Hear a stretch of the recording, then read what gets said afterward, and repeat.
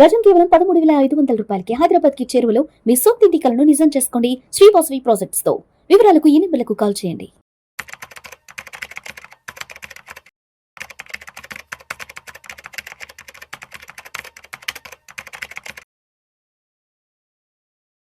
నమస్తే, welcome to Vishnu talks. నేను విష్ణు. ప్రస్తుతంతో పాటు సీనియర్ ఫినాన్స్ ప్రొఫెషనల్ గిరిబాబు గారు ఉన్నారు. సార్తో మాట్లాడదాం. గిరిబాబు గారు నమస్తే సార్. నమస్తే అండి. Welcome to Vishnu talks. Thank you so much for being with Vishnu talks. Thank you అండి. నేను ఎప్పుడు పిలిచినా కూడా మీరు వెంటనే మీరు సమయం ఇచ్చి విష్ణు టాక్స్కి వచ్చి సుమన్ టీవీ ఆడియన్స్కి ఎప్పటికప్పుడు ఒక మంచి ఎడ్యుకేటివ్, ఒక ఇన్ఫర్మేటివ్ కంటెంట్ని ఎప్పటికప్పుడు మీరు కన్వే చేస్తుంటారు. Thank you so much. నేను కూడా ఎప్పటికప్పుడు కొత్త కంటెంట్ క్రియేట్ చేసి మన ప్రేక్షకులకు అందిద్దామని ఆహర్నిశలు కష్టపడుతూ ఉంటాం. Thank you sir. Thank you. So అయితే గిరిబాబు గారు, అప్పుడప్పుడు ఈ సోషల్ మీడియాలో, ఇన్స్టాగ్రామ్, ఫేస్బుక్ వాటిల్లో ఈ ఫైనాన్స్కి సంబంధించి కొన్ని మంచి మంచి ఆర్టికల్స్, ఇవి మంచి మంచి కొటేషన్స్ వస్తుంటాయి సార్. చాలా అట్రాక్టివ్గా ఉంటాయి. ఇవాళ ఒక కొటేషన్ లాంటివి చూశాను. Assets that make you rich while you sleep అంట. అంటే మీరు నిద్రపోతున్నా సరే మిమ్మల్ని ధనవంతుల్నిగా చేసే కొన్ని ఆస్తులు ఇవంటూ కూడా ఆర్టికల్ ఇచ్చారు. ఏంటి అంటే, మనం నిద్రపోతున్నా కూడా మన ఆస్తులు మనల్ని ఎలా ధనవంతులుగా చేస్తాయి? మరి అలా ధనవంతులుగా అవ్వాలి అంటే ఆ నిద్రపోవడానికి ముందు మనం ఏం చేసి ఉండాలి అసలు? సింపుల్ అండి. ఇప్పుడు నార్మల్గా మనకు ఇన్కమ్ అనేది రెండు రకాలుగా వస్తుంది. ఒకటి యాక్టివ్ ఇన్కమ్, రెండు ప్యాసివ్ ఇన్కమ్. యాక్టివ్ ఇన్కమ్ అంటే మార్నింగ్ 9 o'clock to 5 o'clock మీరు చేసే ఉద్యోగం అవ్వచ్చు, లేదా వ్యాపారం అవ్వచ్చు, లేదా ఇంకొక వ్యాపకం అవ్వచ్చు. ఏదైనా మీరు యాక్టివ్గా పనిచేస్తూ ఉంటే వచ్చే ఇన్కమ్ యాక్టివ్ ఇన్కమ్. మీరు నిద్రపోతున్నా డబ్బులు వచ్చేదాన్ని ప్యాసివ్ ఇన్కమ్ అంటారు. సో ప్యాసివ్ ఇన్కమ్ ద్వారా మనం నిద్రపోతున్నా సరే మనకి డబ్బులు అనేవి జనరేట్ అవుతూ ఉంటాయి, మనకి వెల్త్ క్రియేట్ అవుతూ ఉంటుంది. సో ఆ ప్యాసివ్ ఇన్కమ్ ఏంటనేది మనం ఐడెంటిఫై చేసుకోవాలి first. Exactly, that is called. Actually మీరు చెప్పిన డెఫినేషన్కి అర్థం అది. ఈ మారిన ఆర్థిక సామాజిక నేపథ్యంలో ఎవరి ఇన్కమ్ వాళ్ళే చూసుకోవాలి. మరి ఎంతకాలం పనిచేస్తాను నేను? ఒక టైం తర్వాత నేను నా పిల్లల మీద డిపెండ్ అవ్వలేను కదా. అప్పుడు నాకు అంటే నేను, నా భార్య ఇద్దరే, నా పిల్లలకు మంచి చదువు చెప్పించి వాళ్ళు సెటిల్ అయిపోతే మా ఇద్దరికి ఎవరు ఇన్కమ్ ఇవ్వాలి? నేను 80 దాకా పని చేయలేను కదా. నాకు డబ్బులు కావాలంటే దీన్ని ప్యాసివ్ ఇన్కమ్ అంటారు. ఆ ప్యాసివ్ ఇన్కమ్ ఎలా జనరేట్ చేసుకోవాలో కొన్ని మార్గాలు చెప్తున్నారు. అందులో ఫస్ట్ వచ్చేసి, మళ్ళీ మన చిన్నప్పుడు ఏం చెప్పేవాళ్ళు, 2 ఇళ్ళు ఉండాలి. ఒక ఇల్లు వచ్చేసి ఉండడానికి, ఒక ఇల్లు వచ్చేసి మనకు మంత్లీ రెంటల్ ఇన్కమ్ ఇవ్వడానికి. ఇది చాలా మంచి కాన్సెప్టే. కానీ ఒకప్పుడు ఆ ఇంటి యొక్క విలువ 10 లక్షలు ఉంటే 5,000-6,000 కిరాయి వచ్చేది. ఇవాళ ఇల్లు విలువ 1 కోటి రూపాయలు, 2 కోట్లు అయిపోయినాయి. కానీ కిరాయి 20,000-30,000 నుంచి రాదు. ఈవెన్ 3 కోట్లు ఉంటే తప్ప 40,000-50,000 రాదు. మీరు percentage of value and percentage of అది మన ఇన్కమ్ జనరేషన్ చూసుకుంటే గట్టిగా 30 పైసలు 40 పైసలు మించి కూడా ఇంట్రెస్ట్ రాదు. కమర్షియల్ వెళ్తే కూడా, కమర్షియల్ బిల్డింగ్లోకి వెళ్తే కూడా 60 పైసలు 50 పైసలు మించి రాదు. ఇది ఇన్కమ్. దెన్ దీనిపై అంటే ఫస్ట్ ఇలా ప్యాసివ్ ఇన్కమ్ తీసుకోవాలని మన పెద్దవాళ్ళు 2 ఇళ్ళు కొనుక్కోండి, ఒకటి ఉండండి, ఒకటి కిరాయికి ఇవ్వండి, దట్స్ ప్యాసివ్ ఇన్కమ్. దాన్ని ఒక అడుగు ముందుకేసి commercial buildings, commercial income, shops, తర్వాత వర్చువల్ రియాలిటీ అంటే పెద్ద మాల్ ఉంటుంది, అందులో ఒక 100, 150, 200 ఎస్ఎఫ్టీ తీసుకుంటారు, రీట్స్ లాగా. తర్వాత మీరు దాంట్లో ఇన్వెస్ట్ చేసేది ఒక 15-20 లక్షలు ఇన్వెస్ట్ చేస్తే మీకు ప్రతి నెల రెంట్ ఒక 10,000-15,000 వస్తుంటుంది జీవితాంతం. ఇవన్నీ ప్యాసివ్ ఇన్కమ్కి సంబంధించి రియల్ ఎస్టేట్ నేపథ్యంలో ఇవన్నీ కూడా. మనం సొంత ఇల్లు కొనుక్కోవచ్చు, రీట్స్ ఇన్వెస్ట్ చేయొచ్చు, వర్చువల్ రియాలిటీ కొనుక్కోవచ్చు, డబ్బులు ఎక్కువ ఉంటే కమర్షియల్ ప్రాపర్టీ కొనవచ్చు. కానీ వీటన్నిటికీ ఒక డ్రాబ్యాక్ ఏంటి అంటే లిక్విడిటీ ఉండదు. మళ్ళీ ఈ అసెట్ని రియలైజ్ చేయాలంటే కష్టమవుతుంది. ఇన్కము స్టడీగా గ్రో అవుతుంది తప్ప ఎక్స్పోనెన్షియల్ గ్రోత్ ఉండదు. అంటే నాకు ఎక్కువ ఇన్కమ్ కావాలంటే పెరగదు. ఇన్ఫ్లేషన్ని బీట్ చేయదు. ముఖ్యంగా ఇప్పుడు రెంటల్ ఇన్కమ్ ఉంది, అది ఒక అసెట్కి రెంట్ వచ్చింది అంటే మళ్ళీ ఆ రెంట్ పెరగాలంటే చాలా కష్టం. టెనెంట్ మారితే తప్ప పెరగదు. టెనెంట్ మారితే మళ్ళీ కొత్త టెనెంట్ దొరకడం కష్టం. కనుక టెనెంట్ ఉన్నంత కాలం అతను ఇచ్చే రెంట్ మీద ఆధారపడి ఉండాలి. నాకు ఖర్చులు పెరిగాయంటే ఎక్కువ రెంట్ ఇవ్వడు, ప్లస్ ప్రాపర్టీ ట్యాక్స్ నేను కట్టుకోవాలి, కొన్ని ఓనర్ కట్టే ఉంటాయి, ప్రతి 3-4 ఏళ్ళకు మెయింటెనెన్స్ చేయాలి, బిల్డింగ్ మెయింటెనెన్స్, కలర్ చేయించడము, అవన్నీ ఖర్చులు ఉంటూనే ఉంటాయి. వీటిని అన్నిటికంటే ముందు టెనెంట్ లేకపోతే జీతం నుంచి రెంట్ రాదు. సో ఈ ప్యాసివ్ ఇన్కమ్కి ఒక classic and good example real estate. కానీ దాని యొక్క ఈ డ్రాబ్యాక్స్, చెప్పిన డ్రాబ్యాక్స్ వల్ల దాని యొక్క ఇంపార్టెన్స్ తగ్గిపోయింది. ఇప్పుడు ఏమైపోయిందంటే అందరూ కూడా ఫైనాన్షియల్ ప్యాసివ్ ఇన్కమ్లోకి మళ్ళుతున్నారు. ఫైనాన్షియల్ ప్యాసివ్ ఇన్కమ్లో ఫస్ట్ మనకు గుర్తొచ్చేది డివిడెండ్ ఇన్కమ్. డివిడెండ్స్, షేర్ల మీద డివిడెండ్. ఎగ్జాక్ట్లీ. మంచి పిఎస్యు స్టాక్స్, మంచి డివిడెండ్ పేయర్స్ కొంతమంది ఉంటారు. అలాంటి స్టాక్స్ కొని పెట్టుకుంటే మీకు సంవత్సరానికి 8-9% చొప్పున డివిడెండ్ వస్తుంది, వాల్యుయేషన్ పెరుగుతుంది. మళ్ళీ ఇక్కడ ఒక డ్రాబ్యాక్ ఏంటి, dividend is taxable. Me marginal tax లాగా కట్టాలి. అంటే మీకు వచ్చే టోటల్ ఇన్కమ్కి డివిడెండ్స్ యాడ్ అయ్యి మీరు ట్యాక్స్ కడతారు. ఆ టోటల్ ఇన్కమ్ ఎంత ఉంది మీరు ఆ ప్రకారంగా ఇది యాడ్ చేసి కట్టుకోవాలి. అండ్ డివిడెండ్స్ అనేది ఎవ్రీ ఇయర్ కంపెనీస్ పే చేస్తాయి. క్వార్టర్లీ చేస్తాయి, కొన్ని హాఫ్ ఇయర్లీ చేస్తాయి, కొన్ని ఇయర్లీ చేస్తాయి. ప్లస్ అప్రిషియేటెడ్ అవుతుంటుంది. ఇది స్టాక్ మార్కెట్లో ఉండే ఒక పెద్ద అడ్వాంటేజ్ డివిడెంట్ ఇన్కమ్. సపోజ్ ఆ స్టాక్ పెరగట్లేదు లేదా బాగా పెరిగిపోయింది, ఇట్లా బటన్ నొక్కి అమ్మేయచ్చు.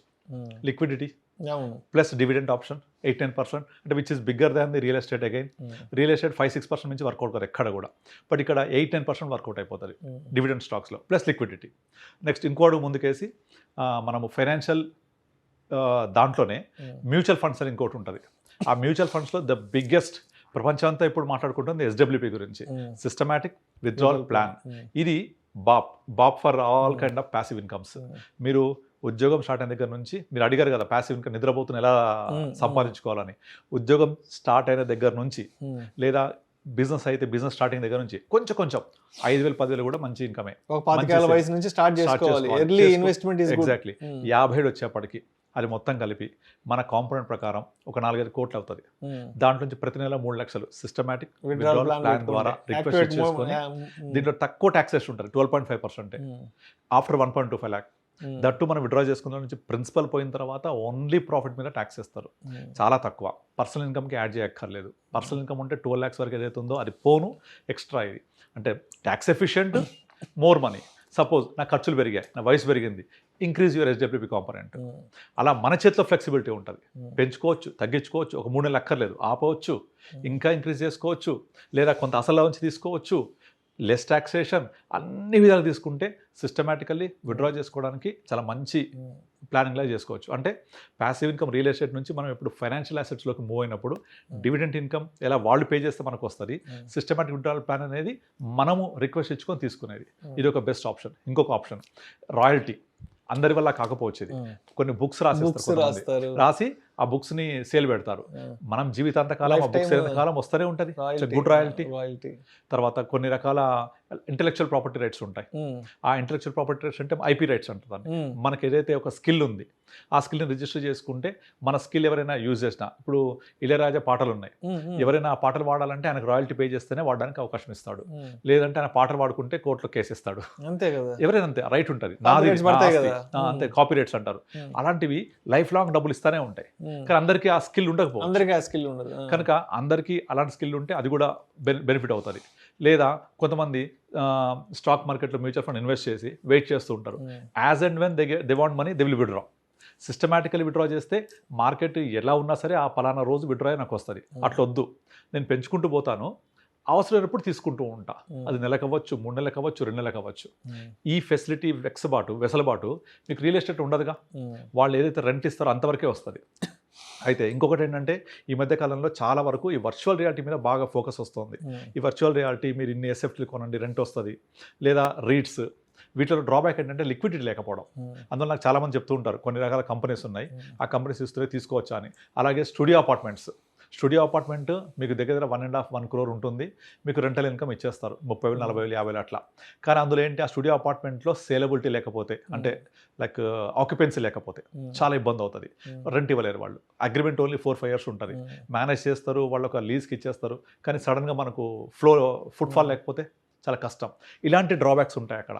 బట్ SWPలో ఏంటంటే మనం పెట్టే ఫండ్ బ్యాలెన్స్ కేటగిరీ ఫండ్ ఉంటుంది, లేదా కొంత డెఫర్ చేసిన తర్వాత, అంటే మనం ఇన్వెస్ట్ చేసి ఒక 2-3 years తర్వాత పెరిగిన గ్రోత్లో నుంచి కూడా తీసుకుంటూ పోవచ్చు.